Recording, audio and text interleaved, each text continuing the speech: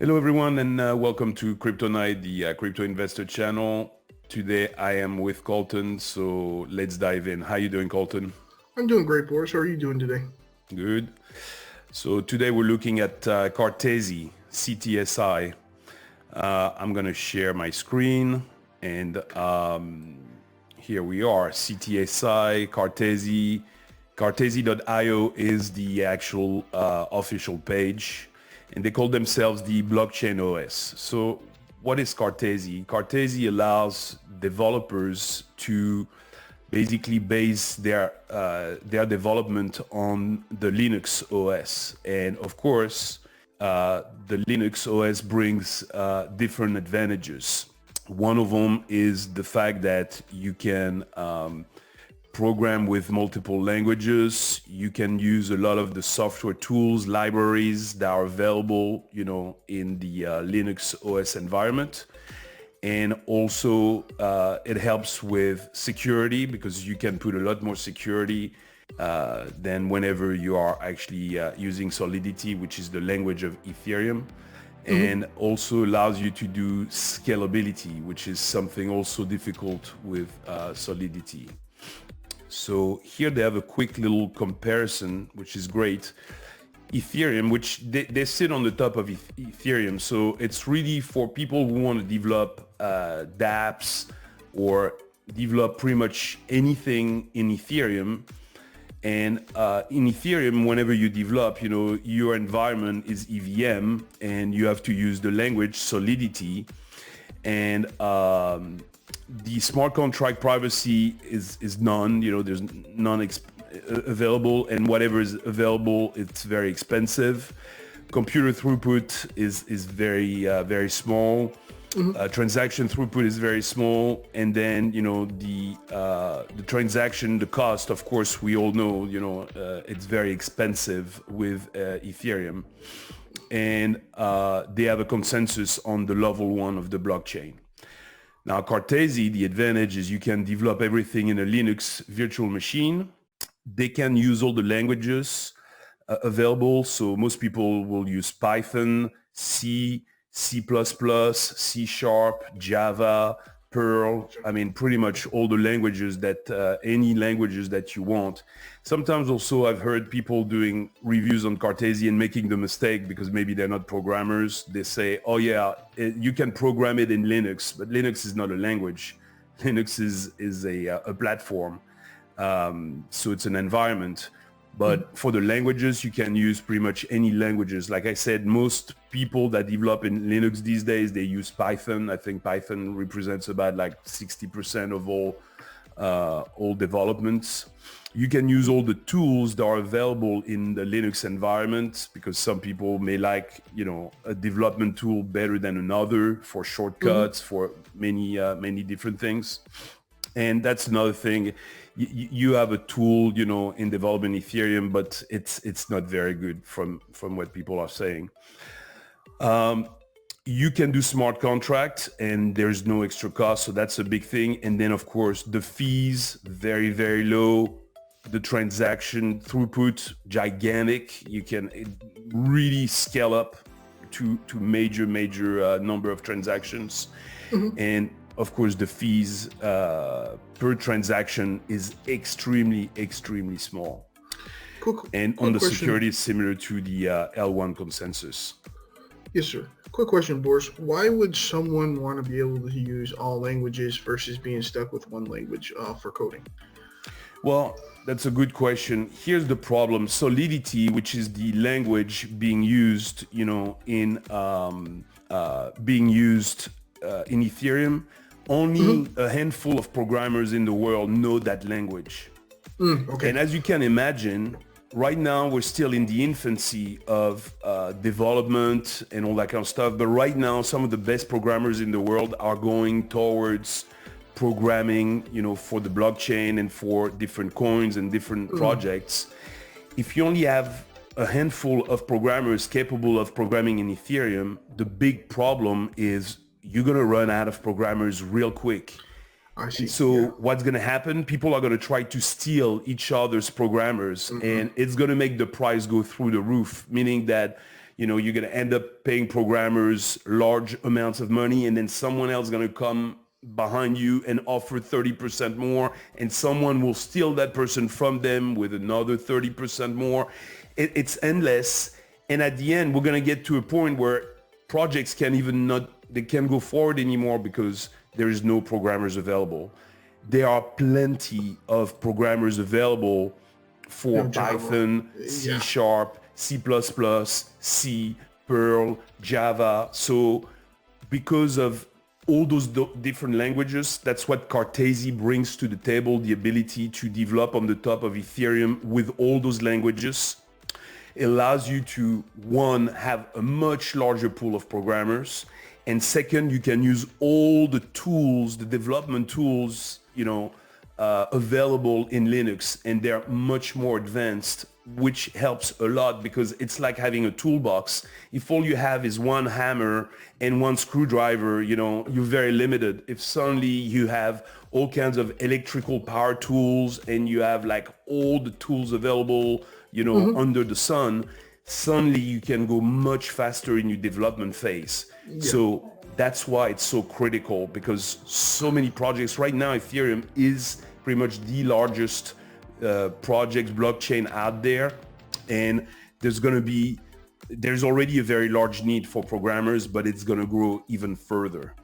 So do you think Ethereum will change that in the future, or do you think that's that's going to be their language moving forward?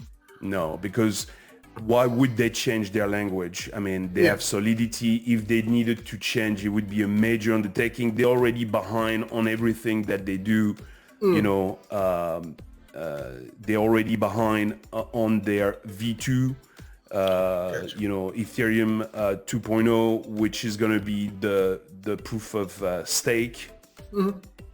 And so the thing is, they already have a lot of different things going on in their project. They're already behind. They don't have time to go and add more languages and make things more complicated. Plus, why would they? That's why Cartesi came along and say, hey, let me solve this problem for you. Yeah. And that's what they're solving. So right now, most projects in the world may already feel the pain, of having a shortage of programmers, but wait another 2-3 years and that problem is going to be, it's going to become very, very big, because we're going to completely run out of programmers. It would be like finding people that speak, ancient Egyptian on the planet. It's like, there's only a few guys in the world that know how to speak it. If we were able to write the stuff in English, then we would have a lot more people available all of a sudden to write, the code. So that's why it's so important. And Ethereum doesn't have the time or resources to concentrate on that problem. Yes, sir. So basically, so very good project. I think it's going to become almost impossible to avoid Cartesi in the near future because of that. It's still a small project. Now, let's look at the numbers right now. They are at 35 cents a coin. Their market cap is below $200 million. So it's very, very reasonable right now. But here's something interesting. I've been following them for a while, and I've been purchasing, multiple times. I've sold some of my Cartesi, bought some more when it dropped. So last year in May, it went all the way up to about 170, 175. And then it dropped all the way back down by, July. It was back down to 35 cents, the exact same price we are at today. And then in November, when we ran again, it ran all the way up to about 150, So it pretty much went back almost as high as it went last time. So very nice. I mean, look at, if I put the max, if you started right here, which is when I started in early 2021, you could have purchased Cartesi at 21 cents. And then in just a few months, it ran all the way up to 170, 175. So you would have 8x roughly, your money. Then it went back down. You could have purchased a lot more. And then it went all the way back up almost to 150. So once again, you're making a nice multiplier. And now we're back down again. you can best believe that in the near future, probably, looking at the time it took from the peak here in May to the other peak, in November, it went, 6 months roughly went by. So here, 6 months from now, maybe sooner, we could see, another peak.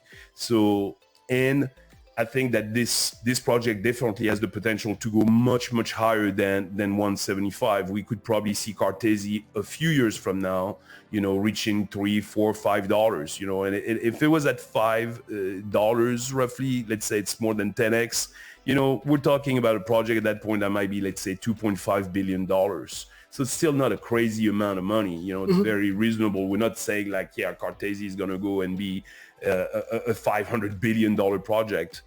So lots of potential, with this coin. But wait, there is more, like they say on TV. There is one more thing that's interesting is with Cartesi is the ability to stake Cartesi, which I actually do myself. And they have a pretty nice reward. You have what they call Cartesi pools. And those pools allow you, to stake your Cartesi. So you connect, you see you have I'll move this here. You have a connect to wallet. So you can connect, your wallet, MetaMask, whatever. You can connect your wallet and then you can stake in the different pools. Now, different pools have different rewards. Some of the larger pools, they offer you on average about 30%, 25, 33. This one is 0. It may be kind of a newer thing, or maybe their servers are down. 29, 17. Most of the top ones, they offer around 30, 33, 29, 88. So roughly around 30%, So you stake, I would suggest you stake in the top pools that are performing the best, and you spread it around because the numbers will change slightly over time. They maybe 33%, and then a month from now might be 31%, and then a month or two from now might be 35%. So it'll fluctuate, a little bit, not that much, but it'll fluctuate a little bit. But on average, you can get about 30%, rewards. So the cool thing is, here you could be buying some Cartesi today at one of its lowest price. At 35, we're pretty much at the bottom. Now, of course, the market could tank further. Bitcoin could go down to $30,000, and then Cartesi probably will drop to 20 cents or 25 cents. No one knows. But at 35, it is a good price. It's a good entry point, at least. So even if it goes a little further, maybe you can purchase more. DCA, once again, dollar cost average over time. But all the coins that you're accumulating, you can then stake them in the pools and earn 30% of more Cartesi within a 1 year time frame. So the cool thing is, if you put $100,000, I'm just giving it as an example. I understand not everybody has $100,000, but if it was $100,000 over the course of 1 year, you're gonna get 30% more coins. So you'll get basically, if it stayed at the same price, it would be, well, actually, let's talk in Cartesi coins. Let's say you get 100,000 Cartesi coins. That's going to cost you right now $35,000. You get 30% more coins. So that's roughly about another 30,000 coins. So another $10,000. So roughly it's worth, 130,000, coins at this point, 40 something $1,000. If the coin just goes back to about 150, you've more than tripled your money. And with the fact that you have now an extra 30,000 coins, so let's say that, like I said, let me use the calculator right quick, 130,000 coins, and let's say it's now at 150, you're looking at $195,000. So that's pretty, 195,000 for, mind you, only investing $35,000 in a 1 year time. So that's the cool thing about Cartesi. Staking takes usually about a few hours to go through the process, not few hours of work, but there's a few hours of waiting to stake and unstake. So whenever you're staking, you have a 6-hour waiting period before you can stake your coins. So you got to put them on the pool, and then from the pool, you got to put them into the staking pool. And after that, whenever you want to withdraw, usually it takes the same a few hours to withdraw the coin. So there's not some big locking period. Sometimes some other projects, they have something like 14 days or a month or whatever time. So it's pretty nice. And there's a small commission to be paid. You see the commission on the side, but those are calculated automatically. They pay the staking every few hours. So you see your staking go up every few hours. It goes up. The 30%, for instance, is divided throughout the whole year and the time, and basically you get paid every few hours. So that's also a nice reward, having that staking. Overall, great project that's going to be more and more needed over the next coming years. Definitely. Any questions? Yeah, well, I have one question, Boris. What percentage of our portfolio do you think should be used towards Cartesi? That's a great question. Because it is a smaller coin and it is ranked much lower, than some others, because I believe it's around 200 something. The CTSI, it's ranked almost 300 right now. At some point it was ranked better, maybe like close to 120 or something. But on any of those projects, the best is to say, let's invest around 1 to 2% of the portfolio that I have. Okay. So if I had $100,000, I would put $2,000 on Cartesi. If I had $10,000, I would put, $200 on Cartesi. The reason on those type of coins, and that's a very good question, Colton, on those type of coins, because they're a little bit more risky. We're not talking about Ethereum. We're not talking about Avalanche, Solana, Luna, XRP, some of the top ones, even though XRP is still a little dangerous with, we don't have the final word on the lawsuit. But whenever it is more a smaller coin, some of the ones that we presented, like also Wild the other day, or the Cadena, some of those that are not ranked as high.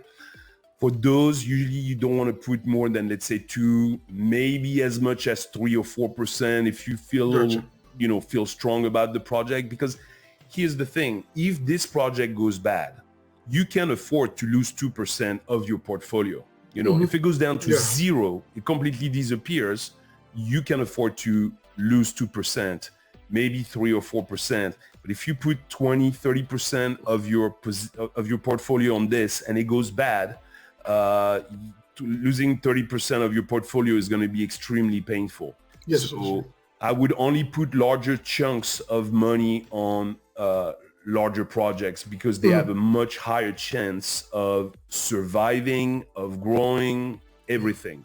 But at the same time, they are not going to give you the same type of return. A Cartesi, if it goes just to, let's say, $3.50, which is extremely possible, could easily 10x from here. 10xing on, let's say, Ethereum or Bitcoin is going to take an extremely long time. That's possible, but it may take 10 years, for that to happen. You could be doing a 10x on a projects like Cartesi or Wild or Cadena in a much shorter time, maybe within the next 2 years, 2 or 3 years, not 10 years. So that's also the reason why it's good to bet sometimes on some of those as well, to have a few of those in your portfolio. And then in your total portfolio, you should never have more than, let's say, 10, 12 coins. So if you have some of the big projects like Bitcoin, Ethereum, and some of the top layer 1 projects like Avalanche or Luna, Solana, etc., the very risky ones or the smaller projects, maybe you have like 5 of those, and each one of them is about 2% of your portfolio. So at the end, grand total, they represent 10% of all your positions. That makes sense. Yes, sir. Now, this may be a dumb question here, Boris, and it's just more of to help me understand, but is there a direct relationship? Does Cartesi do good if Ethereum is doing well, if that makes sense? Yeah, of course. I mean, of course, Yeah. they're very tied to Ethereum because that's all they're working on, right now. They're solving mainly the Ethereum problem of programming. So they have to be tied. They are tied to Ethereum. But Ethereum has some great stuff going on right now.